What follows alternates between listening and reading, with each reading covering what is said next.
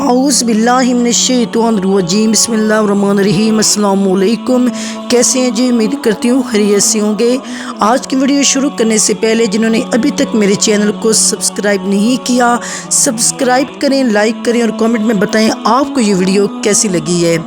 بنی اسرائیل کے ایک قاتل کا واقعہ نقل کیا گیا ہے کتابوں کے اندر۔ حضور نبی کریم نے اللہ کے ہاں توبہ کی قبولیت کے متعلق صحابہ کرام کے سامنے بنی اسرائیل کے ایک قاتل کا نہایت ہی خوبصورت اور ایمان افروز واقعہ بیان کیا۔ بنی اسرائیل میں ایک شخص چوری، ڈکیتی اور قتل میں بہت مشہور تھا اور نہایت معمولی سی بات پر قتل کر دیتا تھا۔ ہوتے ہوتے اس کے ہاتھ سے 99 افراد کا قتل ہو چکا تھا۔ اس کے بعد اس کے دل میں احساس پیدا ہوا کہ مجھے بھی تو اللہ کے ہاں جانا ہے۔ یہ فکر بڑھتا رہا، لوگوں سے معلومات کرتے ہوئے سرگرداں پھرنے لگا، کیا میری توبہ قبول ہو سکتی ہے یا نہیں؟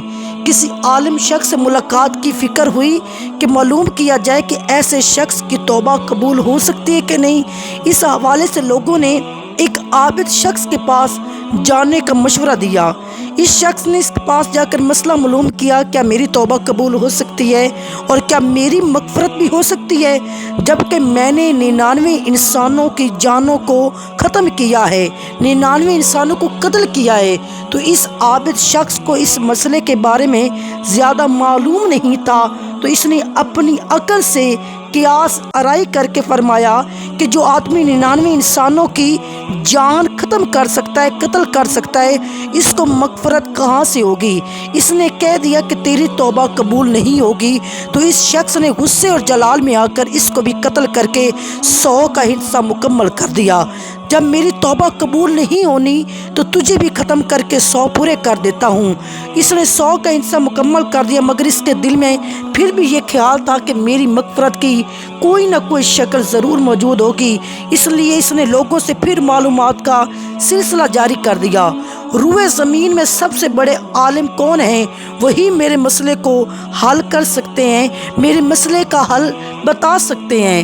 آخر لوگوں نے اس کو بتایا کہ فلاں جگہ ایک عالم رہتا ہے، اس سے جا کے معلوم کرو۔ اس نے اس عالم صاحب کے پاس جا کر اپنی زندگی کی ساری کارگزاری سنا دی اور 100 آدمیوں کو کس طرح قتل کیا سارا کارنامہ سنا دیا۔ معلوم کیا کہ اب بتائیے کہ میری توبہ قبول ہو سکتی ہے کہ نہیں؟ کیا اللہ کے ہاں مجھ جیسے گناہ گار کے لیے بھی مغفرت کا کوئی کھانا خالی ہے؟ کیا اللہ کے ہاں میری توبہ قبول ہو سکتی ہے؟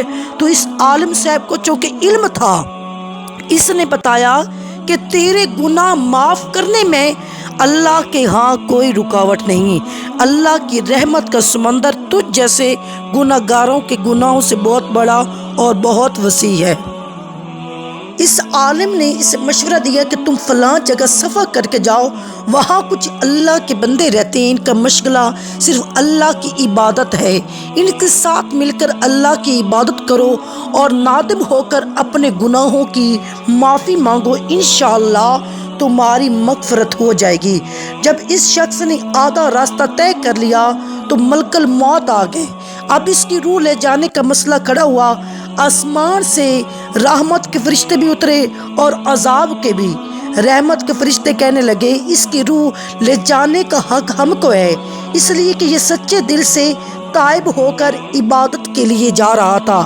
عذاب کے فرشتے کہنے لگے کہ اس کی روح لے جانے کا حق ہم کو ہے، اس لیے کہ اس شخص نے کبھی کوئی نیکی کا کام نہیں کیا۔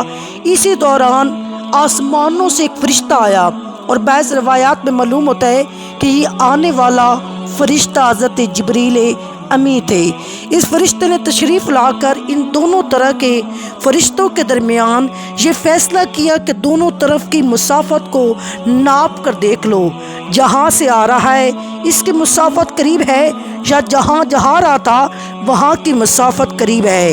جب اس شخص کو وہاں سے اس کا فاصلہ اور اس کی مسافت کو ناپا گیا، دونوں طرف کی زمین کو اس کے مقابلے میں صرف ایک بلشت ہی قریب ہے، اور فیصلہ ہوا کہ مقامی مسیحیت سے مقام عبادت صرف ایک بلشت کے قریب ہے، اس لیے رحمت کے فرشتوں کو اس کو لے جانے کا حق حاصل ہوا کہ جس رستے پہ اللہ کے رستے پہ یہ چل رہا تھا اس رستے کے یہ زیادہ قریب تھا، تو اس کی وجہ سے رحمت کے فرشتوں کو اس کے لے جانے کا حق حاصل ہوا۔